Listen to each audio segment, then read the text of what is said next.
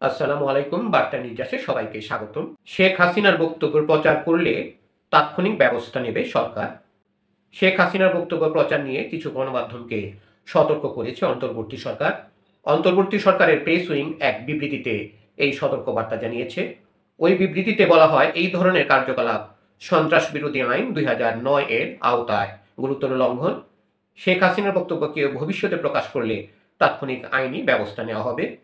আমাদের এই চ্যানেলটি সাবস্ক্রাইব করে আমাদের সাথেই থাকুন। 22 আগস্ট শুক্রবার সরকার বিবৃতিটি দেয়।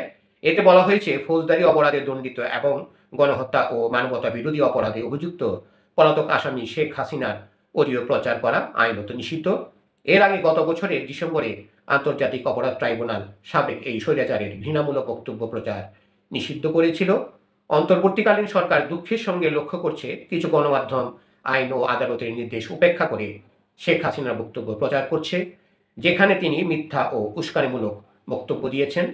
অন্তর্বর্তীকালীন সরকার এই ধরনের অপরাধমূলক কার্যক্রমে জড়িত গণমাধ্যমের কর্মকর্তাদের সতর্ক করে দিয়েছেন।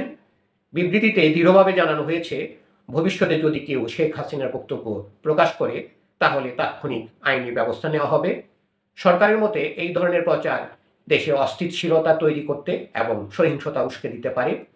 বিবৃতিতে উল্লেখ করা হয়েছে, জুলাই গণ অভ্যুত্থানের সময় শত শত শান্তিপূর্ণ বিক্ষোভকারীকে হত্যার নির্দেশ দেওয়ার মতো গুরুতর অভিযোগের পর শেখ হাসিনা বাংলাদেশ থেকে পালিয়ে গেছেন।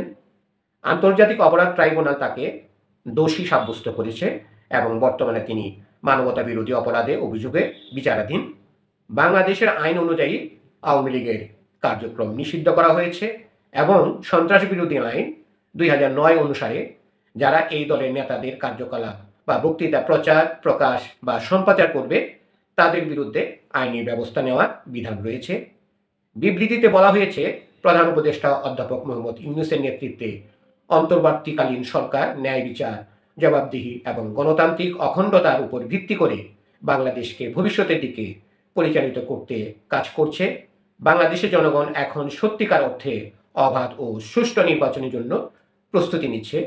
এমন একটি গুরুত্বপূর্ণ সময়ে সরকার সংবাদ মাধ্যমগুলোকে শেখ হাসিনার অডিও এবং তার বক্তব্য প্রচারের ক্ষেত্রে সতর্কতা এবং দায়িত্বশীলতা অবলম্বন করার আহ্বান জানিয়েছেন। সরকারের মতে, শেখ হাসিনার উস্কানিমূলক বক্তব্য প্রচার বাংলাদেশের গণতান্ত্রিক উত্তরণের পথে স্থিতিশীলতাকে ক্ষতিগ্রস্ত করতে পারে এবং এটি কেবল জনসাধারণকে বিভ্রান্ত করার জন্য কাজ করে। এই বিধিনিষেধ অমান্যকারী যে কোনো সংবাদ মাধ্যম বাংলাদেশের আইনের অধীনে আইনি জবাবদিহিতার আওতায় পড়বে। ধন্যবাদ সবাইকে আমাদের সাথে থাকার জন্য। যারা আমাদের চ্যানেলটি সাবস্ক্রাইব করেননি, সাবস্ক্রাইব করে আমাদের সাথেই থাকুন।